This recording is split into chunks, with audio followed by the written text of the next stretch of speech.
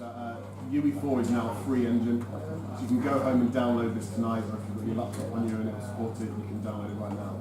So do follow the tutorial through, because UE4, as well as being free, has now got £30. I don't know if anybody has an account already here, but they've actually given everybody $30 to spend in the wallet. So if you don't know how to build game assets, if you're a music student, you can download things now like trees and walls and houses and things like that. If you're one of the game students and you don't know how to make sounds, you can now download sounds of things and you've got something to stand up. So I'll have a look at those as well. Okay, can we see this? No, you're fine. Right, so you should be able to, whichever one you're closest to, see one of the screens up here. I'm going to show you the basics of how to put a sound that you have into your world. If anyone has any questions at any point about what I'm doing now, just shout out, you know, to raise your hand. Let's get started. So, does anybody know how to import sound into UE4?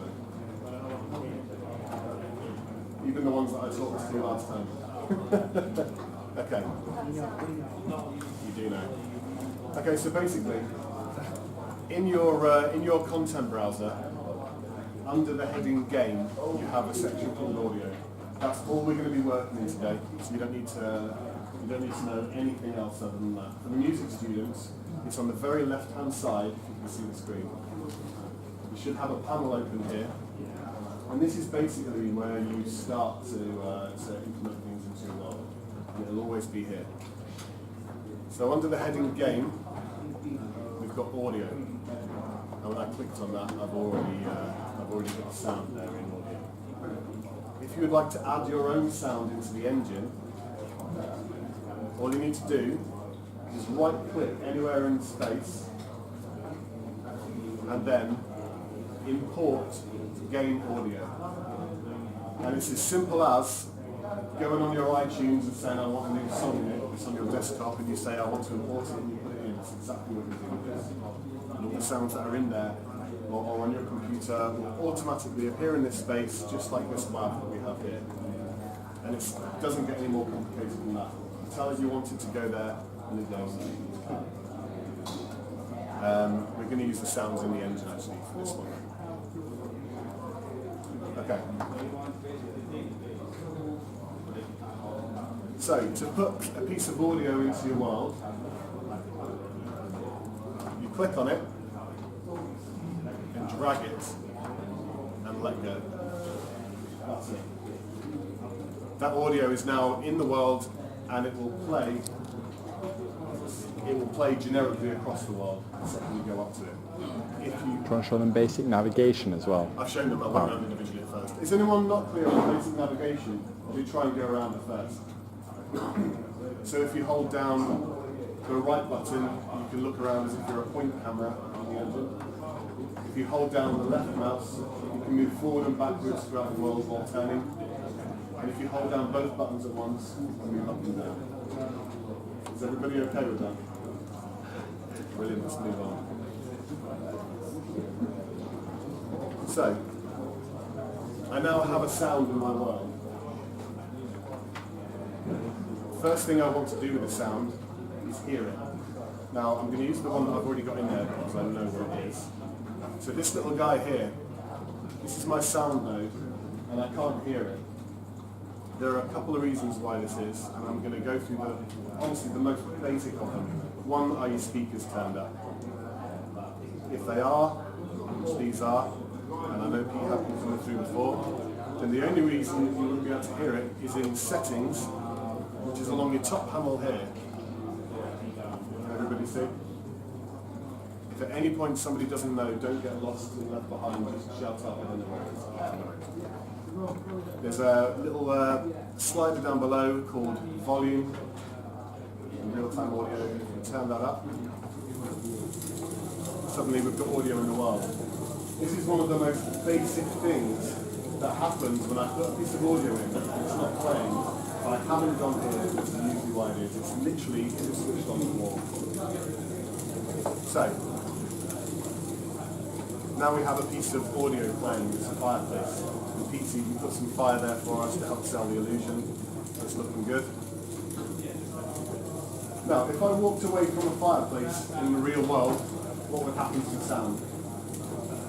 It would get lower. It would get quieter in volume. Now, because this is a digital engine, it's not real life, so we have to try and emulate the fact that this sound is getting quieter. And I have shown some of you this before, so I'm going to do it really quickly. But again, if you have any questions, just stop me at any point. If everybody clicks on their sound for me, you should see a little grid, a little sphere appear around it. Okay? Are we all there? And now on the right-hand side of the screen, we have a little panel called Details, which is here.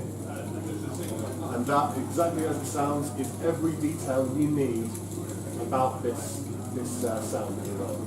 Everyone following? Okay.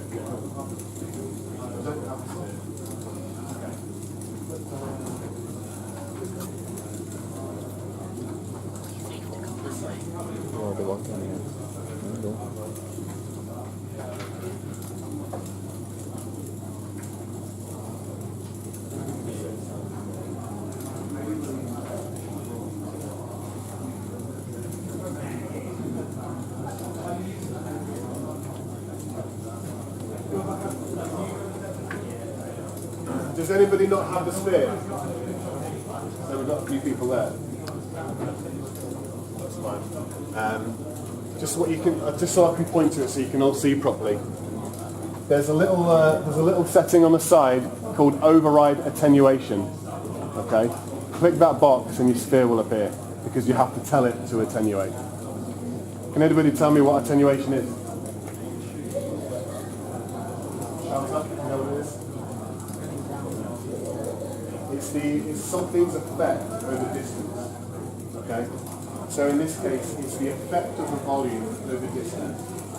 So what we're going to do, if everybody has the sphere, is we're going to tell our sound where it's going to be heard from, depending on where the player is. And the player is literally wherever you're walking or moving the camera at the time, and the effect will move down with you. So if you can copy me on this, you're going to see in the attenuation box one called radius. If you don't see it, shout out. It's certainly on the screen now.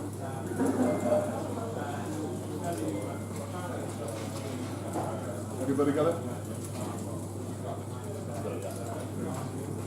Okay, so if you watch my screen, if I drag this left and right, I'm actually making the sphere smaller and bigger. Okay. Now what this does is that tells me that within the size that I'm making, my sound is going to be at full volume. Okay. And it's the radius of the sound that's going to play.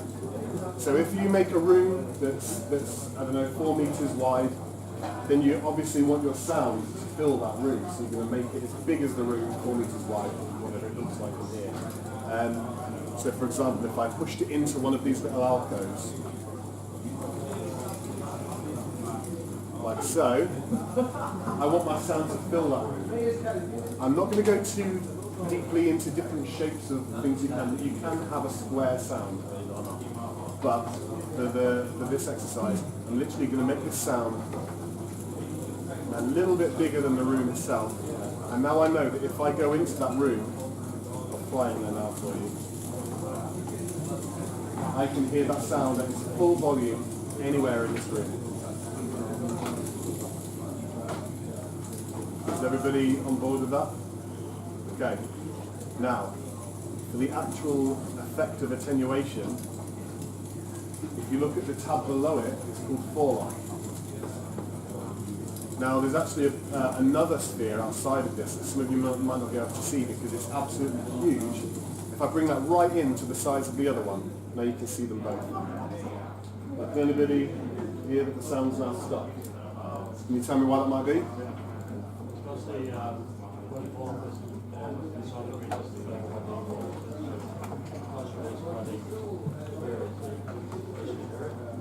Yeah, so basically the player is now outside the fall-off, and the fall-off is saying to the sound, after this point I don't want to play anymore. So if you're outside the sphere, you can't hear any audio. If you're inside the sphere, you hear it at full volume.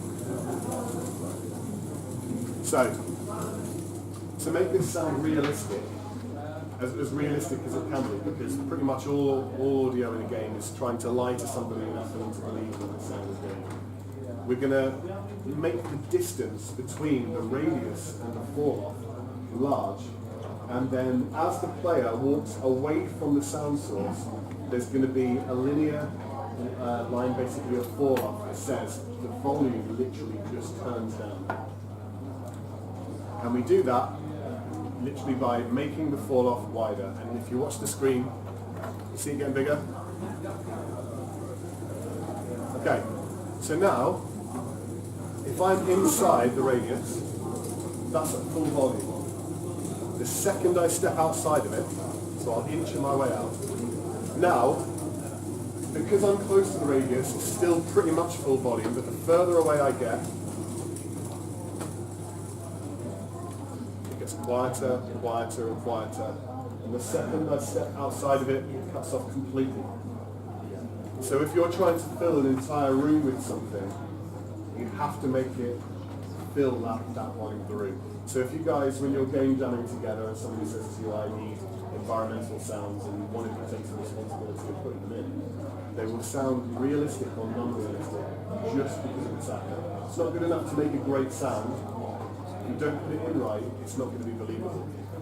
And an example of that is, I'll just give you a very quick one. So imagine there's a tiny little fireplace in the corner of this room that I've got over there. I'll do it at the very end of the map, because I've already set some examples of it.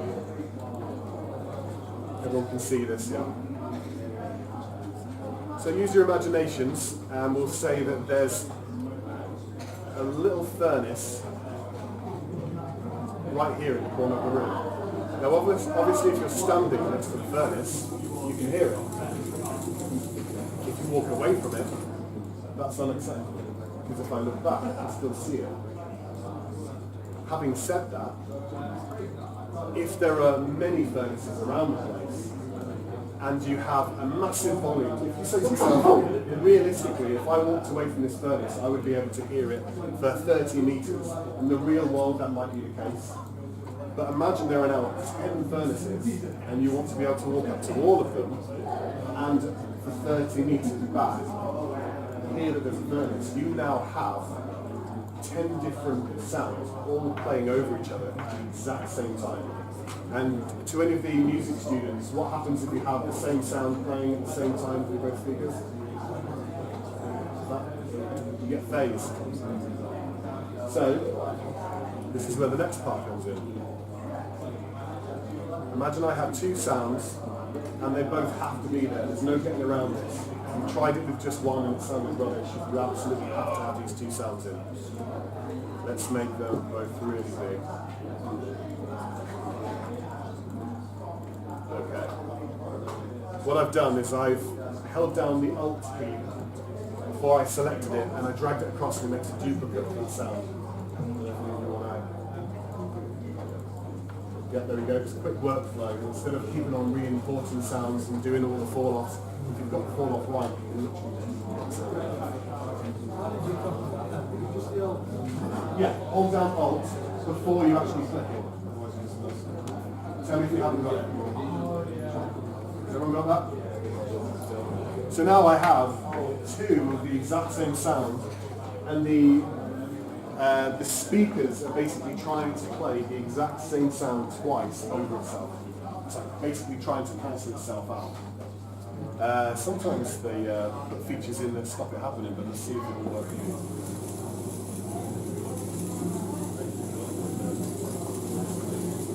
Probably not actually the best sound to demonstrate that, is it? But there you'll get phasing. I'm going to show you how to get rid of it. Okay.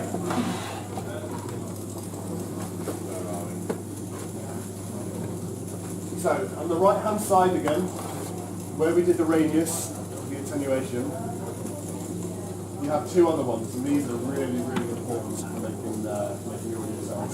You've got your volume. Everybody see it? Tell me if it's done. On the right hand side, your details again. Every detail will always be there, so it's a really handy. Yeah. Everyone's got their volume, and below it you've got something called a pitch multiplier. And that literally does what it says on the tin. It makes the pitch higher and makes the pitch lower. And if you have two sounds that are identical and they're just phasing, it's something horrible, you can realistically still sound the same. Drag it down just a little. And I'll show you the difference between them actually. I'll make one extreme. I'm going to take one right up and one right down. Okay? I'll move them away from each other so you can hear them. Okay. So this is the one that's high pitch, if I get closer. This is the one that's low pitch. It's still the same sound. Okay? Now we've completely eradicated phasing. And that's all within Engine. So you don't even need to go back to the sounds. Right.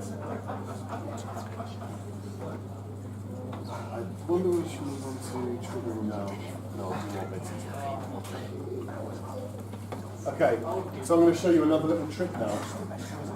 We basically don't want a lot of sounds in the engine playing all at the same time. You can normally handle about 8 sounds, maybe 10 all at the same time, but if you start to go above that, then you're going to start to have problems and the engine won't handle it. And you might be thinking to yourself that you might never really need that many sounds.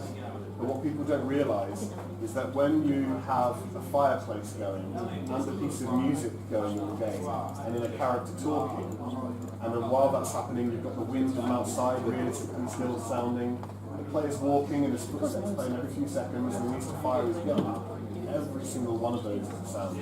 So we're always trying to be as efficient as we can.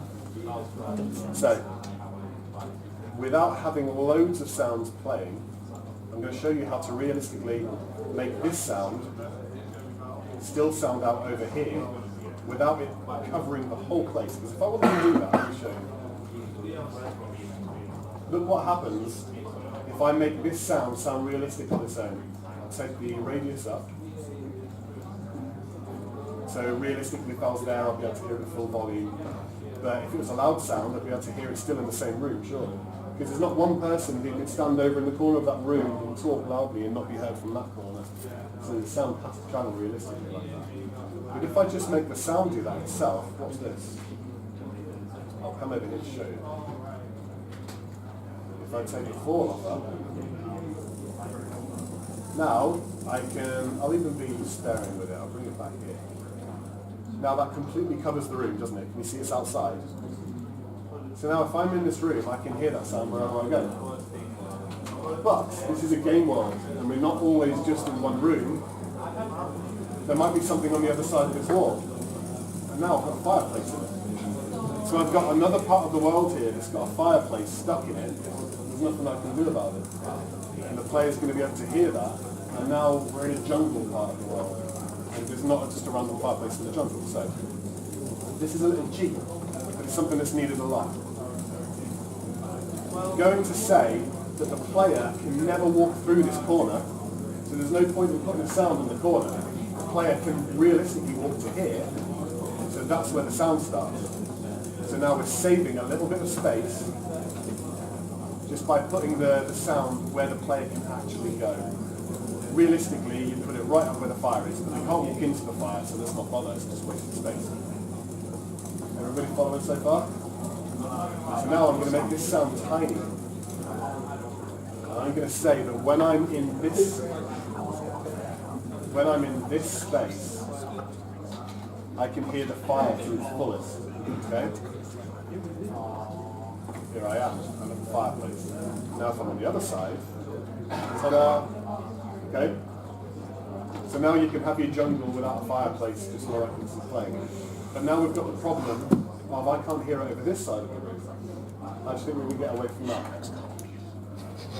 I'll let anybody suggest, because good audio design as well is about problem solving.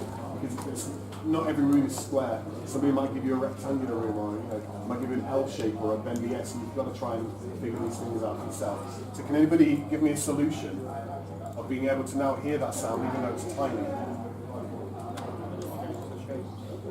We can change the shapes, but I want you to try and do it without. Go for it. Talk loudly as well.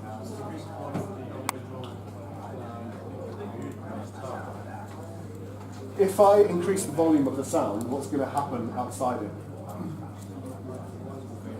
It's going to fade out and you won't hear it. But when I go in, it'll be louder. So that's not going to work. Sound.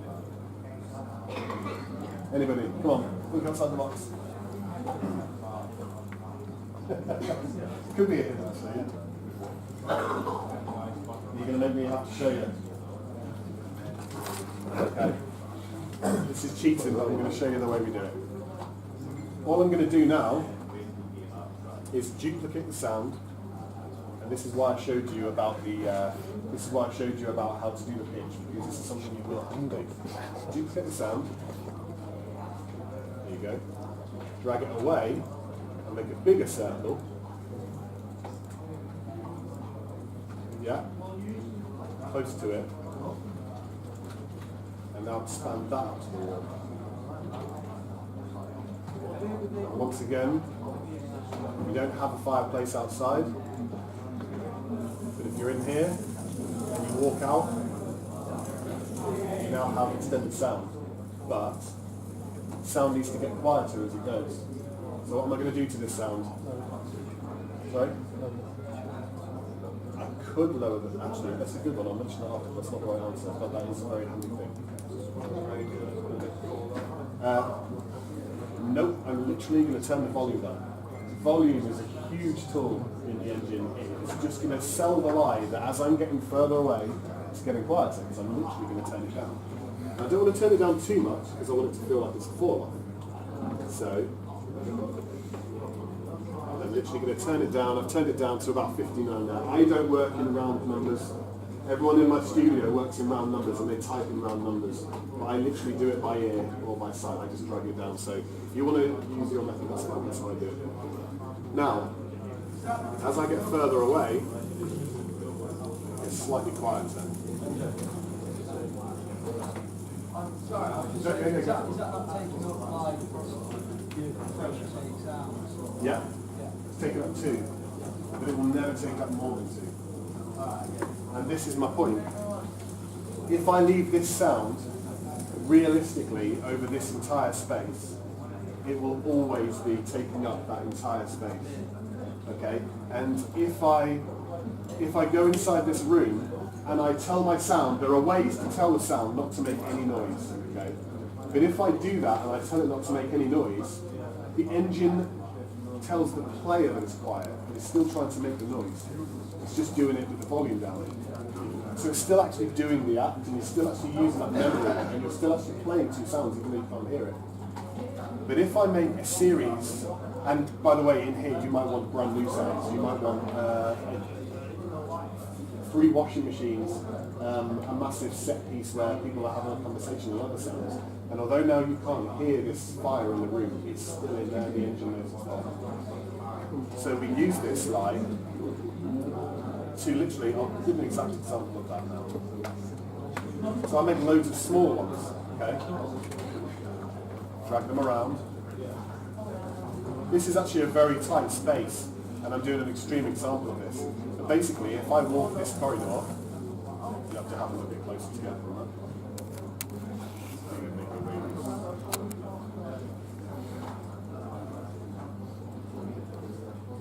Everyone see what I'm doing and understand it, yeah? Shout out if you don't. So now, if I follow this trail here, I can still hear that sound that's over there, over here. And I've only ever overlapped 2 sounds at a time. Because I'm going to, so you can see my finger.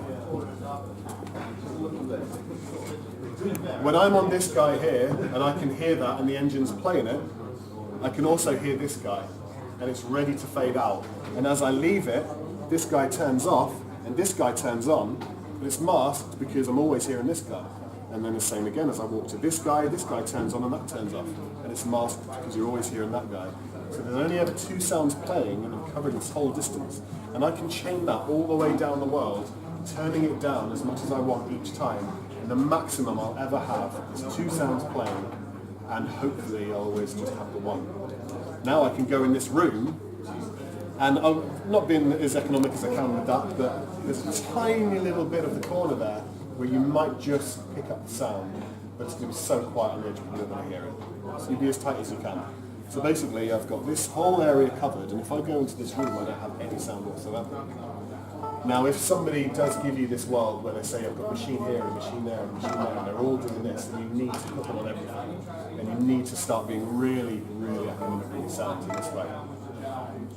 Someone gives you a massive cave, and there's not a lot going on. There's no electricity and there's no lighting and nothing like that in the cave. You've got waterfall or water dripping, and you've got a load of reverb on it. That one sound pretty much sums up that whole cave because it's got reverb. And we've done things like that. Yeah, go for it. Why is there like that? If it's everything, can you just make like a little sounds playing once? It's not just that though, it's processing power. Audio is actually, we have a lot of freedom now compared to what there was. And if you look at the old style games, they didn't write music in an 8-bit style because it sounded cool, because that was all that was there. And it sounds cool now because it was there. But we have a lot of freedom now with the sounds. We can have high quality sounds as well in the games. But there are still limitations. It goes across the board in any kind of game engine making anything. We've got a massive level in the game, and although in our game Ether 1, and even though we're now doing it on a new console, and we've got all this power, suddenly we think, oh, we can have this, we can have that, we can have that. We put it all in, and something just tanks, and we go, right, what do we need to do? So you can still be in like economical. Sound is no different. If you can put it in as much as you want, put it everywhere at first, the second it tanks out, you'll have to go back to it and figure out what's wrong. So you might as well just learn to do it the right way. But the point being, if I'm in a cave and I only need that one dripping water sound.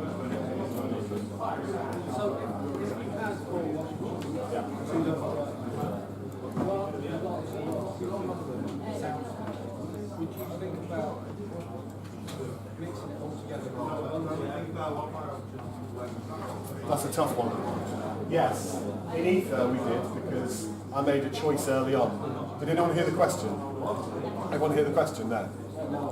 So basically saying if you had a room with a load of washing machines in it, instead of having 4 different washing machine sounds, why can't we just have one sound mixed to sound like there's 4 washing machines? If you're in a game where it's first person and the player can turn around freely like that, are the washing machine's going to turn around in your head? Maybe, maybe not. In Ether we didn't do that, and I made a conscious decision that we did some early experiments with the game, and we had the sea moving around your head and seagulls and everything, and I just didn't want it to be that way, and every single sound in the game is a stereo track that just plays in the player's headphones.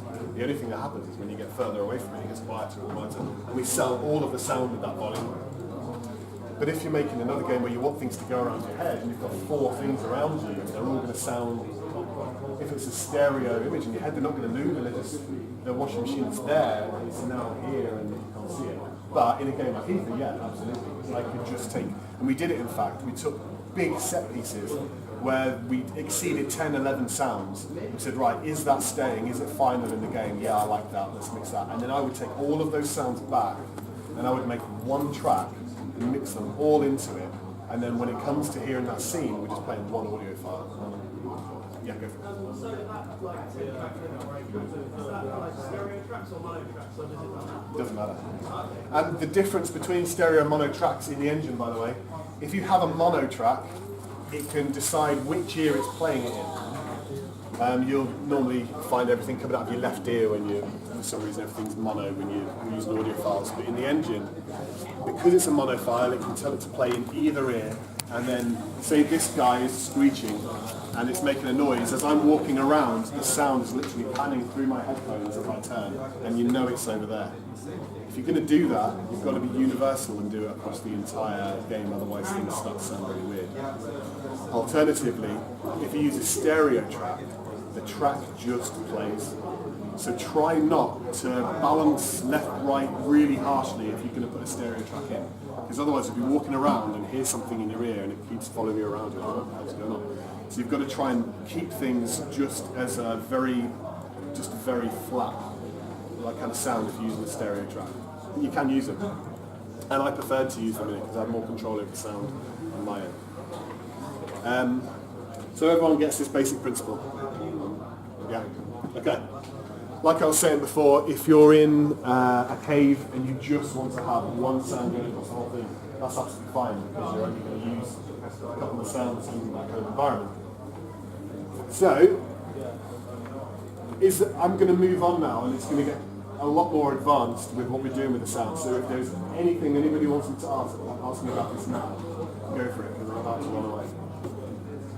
Everyone fine with this? Everyone understands what the radius is doing, what the fall off is doing, and where I can and can't hear the sound. Yeah? Right. Let's do it.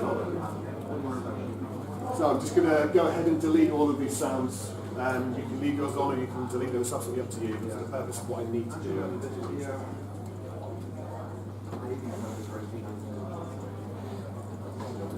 I'm going to move it back to this nice little fireplace that he's made for me.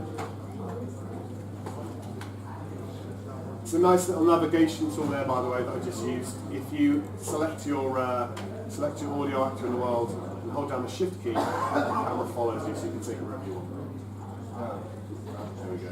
So the sound is now neatly over the fire. And if you want, you can put it right down into the fire. You can put it above the fire. You can put it just right at eye level, ear level for the player. There are different reasons you would do that. Can anybody think of any? What would be beneficial to me having a sound there and a sound there? I think that's our lots.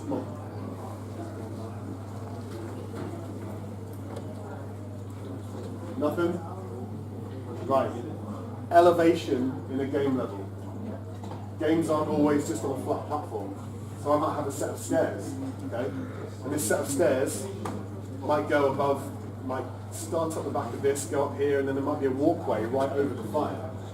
Now, let's use two examples. Imagine there's a room above this, okay? And I don't want the fire to sound in it, but I want it to sound down here. Suddenly that seems very sensible because my room starts about here and now I haven't got a fire sound in it. Imagine there's a walkway going over it where the player can go and they're still in this room, it's just a walkway. And suddenly that seems like the logical answer because if I'm here I can hear the fire and if I go to this walkway I can hear the fire and I've only used one sound. Yeah? So again, it's just trying to be economical with the sound and trying to use as few as you can and make the player hear it everywhere to be able to hear it and not really can't. And you need to be thinking about that kind of thing a lot. Okay, I'm going to make this sound huge for a moment. And I don't expect people to be following my next steps because you haven't got them set up and it takes a while to do. But what I would like to do, if I say write this down, please write it down because it's something, and basically I've written a huge list of things that can go wrong and will go wrong because you haven't ticked the little box. And again, it's back to that, is it plugged into the wall kind of thing. So I'm going to make the sound huge and cover this entire space. And I'm sorry it's crude, but this is basically my cave that I've made. And I want it to sound absolutely huge in there. So I'm going to make my sound fill the entire place. You can see I've got a tiny little radius here. I'm going to make that bigger. And now, if we're hearing fire, yeah? Actually, although you're seeing fire, this is something I've done with both future students in the past. Just quickly using the multiplier, the pitch multiplier we used before.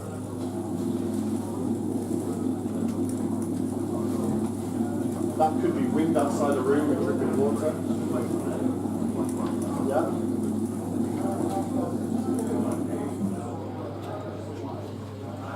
That could be somebody frying some bacon. So one sound cue, one sound WAV, 3 different sounds. So if somebody asks you for a sound in their world, you can be really inventive with one sound as well. And obviously if you have 3 sounds in the engine, your download speed if this game you're going to play suddenly goes up because you've got more audio files. Think about syncing an iPod. If you have one song to sync, it takes, what, like 10 seconds to sync it. If you have your entire library, it takes 10 days. So if you can reuse sounds, you can actually make your game, if it's an iPod game or something small, you can make your game now really tiny in that way. It's just another place you can save time. What do these numbers refer to? Are they the actual scaling? Yeah, it's literally, it's the numbers on the side relate to the actual measurements of the world. So if you wanted to measure a distance in the world, they would give you a value, and you might have a block or a building that's exactly 1,000 units wide. Yeah. And if you knew that, you could just go to 1,000 in and it naturally scales it there. But as far as pitch is concerned, what? Oh, on the pitch ones, Yeah. sorry. It doesn't relate to anything other than what did you have you set it at? Have you set it at 140? Yeah, let's try it at 135. It's just everything starts at 1. Right. If it goes up to 2, Fairly you've doubled arbitrary it then. almost, Yeah. but it doesn't stick to a scale and it doesn't stick Is to... there a maximum resolution of Yeah, you can take it up to, I believe you can take it up to 2 and down to 0, which is good because it used to be set at 1 and the other way. So, yeah. But no, sadly, it doesn't reflect pitch in numbers. So if you're trying to go up in a Western scale, you might end up using quite high numbers. But it can be done. Okay. So I can now hear this sound anywhere across the world, yeah? Just try and keep it down, guys, unless other people can hear me. Unless you need to ask a question or something like that. So we can hear anywhere across the world with this sound. I'm going to press play on this now, and you can all do this as well, but you might not be able to hear it unless you've got headphones. I'll save my headphones, so just in case. Yes, don't worry about it. So, this is me actually running around the world now, and I get to test what I've made. Run up to the fireplace. Perfect. Run away from it. There you go. Realistically, you guys are far away so you can't hear this. I've got a little bit of sound in my ears, but not a lot. It's a realistic fall off. We're happy with that. So we're going to say, other than me turning the volume up, you can't seem to hear it.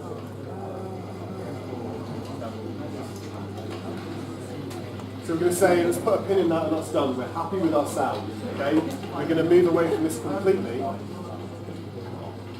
And we're going to look at smaller spaces.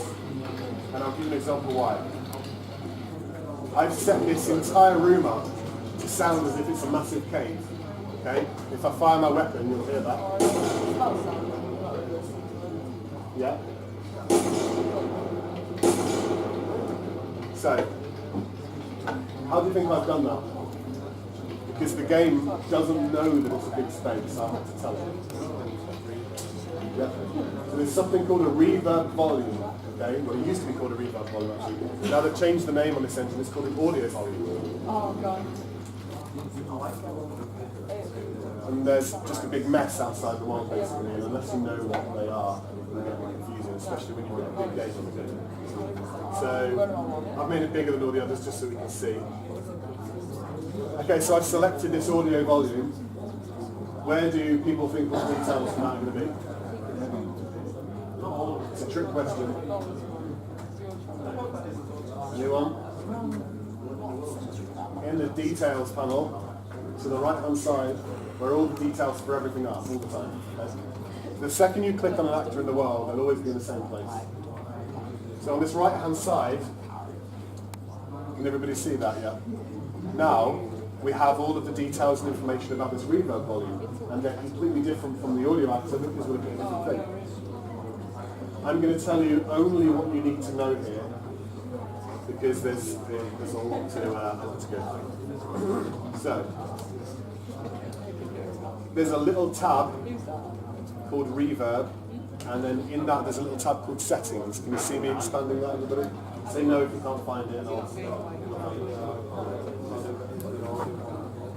Oh, actually, very good point. I already have it set up, and you guys actually need to put it in as well. So let's show you how to do that. Right. In your, on the very left-hand side of the screen here, let me so you can see it. Can everybody see here this panel? Yeah. You should have a panel called volumes. Just tell me if you haven't got it. Okay, I'm going to move forward. The very first one we see there is called an audio volume. Has everyone got it? Okay, the same way as you did it before, click it and drop it into the world.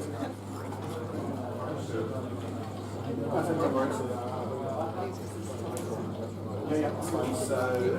So you're in.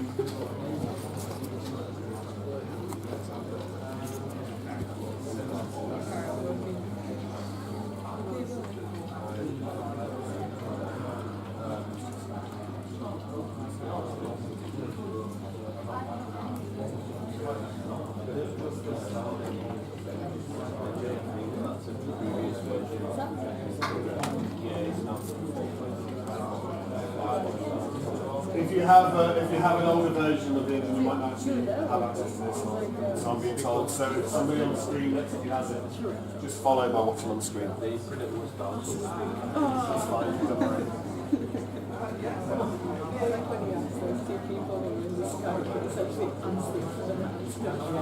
Okay, guys. So you move your audio volume in the exact same way as you move the sound actor, just using the arrows here. Okay. Yeah. Okay. I'm going to show you another little shortcut on how to adjust something now. If you press space bar, write this down because this is something you'll wonder how it's done. If I press space bar, I literally toggle through a bunch of options. It's the same with sound actors. It's the same with everything in the world. If you drag it in, you can toggle through it. That's it. The arrows let you move it about any way you want. Just select two at a time, moving in multiple directions.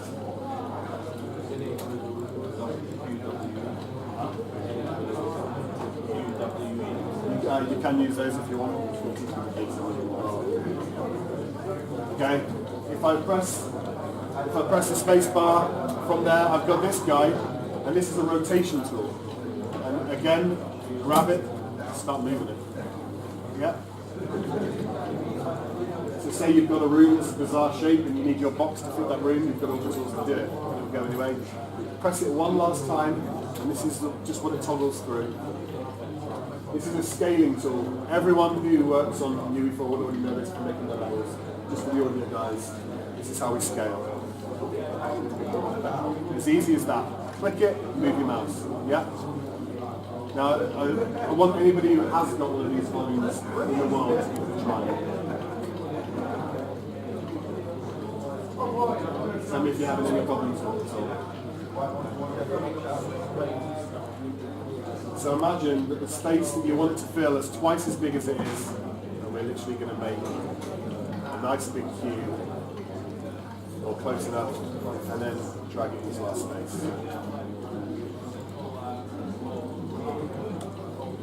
Has everyone got that? Okay.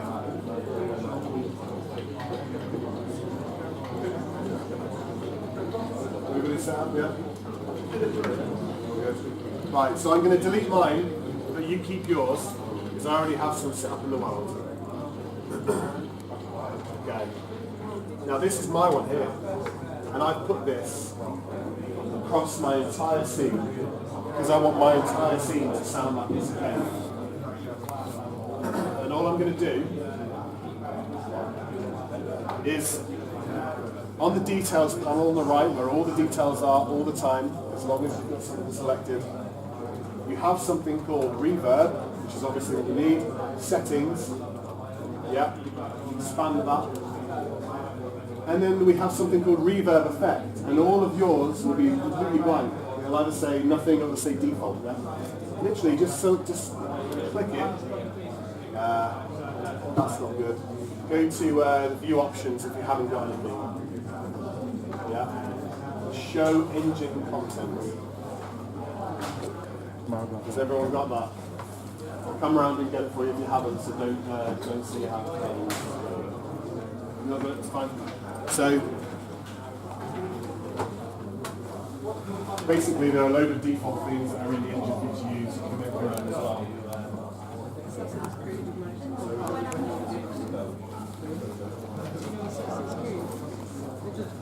Yeah, another game.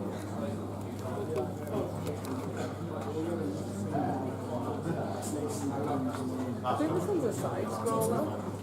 It's like called Assassin's Creed Chronicles.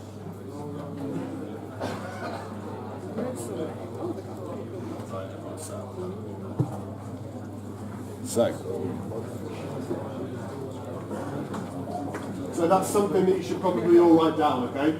Because it's one of those things, if you click on the reverbs and they're not there, you sat twiddling your thumbs wondering why they're not there. This is something that I spent about an hour on the first time it happened to me, because I was new to the engine too, and I had to learn it over there. So if the reverb isn't there, show engine content, okay, in the view options. Please write that down, because it is one of the things that will make you stuck on the project for an hour or two, and then you'll kick yourself and you've wasted your time. So now that we have all of these sounds, select one. Mine's quite a large environment, so what do you think I'm going to want with that? Even the non-music students, just what do you think we want? Quite a big echoey environment. So it's named them. It's got a bit of a mixture of language here because it's got things like plates, which are styles of reverbs, but it's also got places. So I've got one there called a mine. I've got one called a hallway. I've got forest, concert hall, cave hall, bathroom, auditorium, alleyway. So whatever the world you're in, if somebody's giving you an alleyway, hopefully you'll have something in there. If somebody gives you a really bizarre one like a kitchen and it's not on there, just imagine that a kitchen is slightly bigger than a big bathroom and just use a bathroom or a hallway or something like that. A hallway doesn't have to be used for a hallway. An auditorium doesn't have to be used for an auditorium. You're just trying to sell the idea, they're trying to make it easier for you. Well, my place is big, so I've selected auditorium. And I've got that in there if everybody can see, yeah?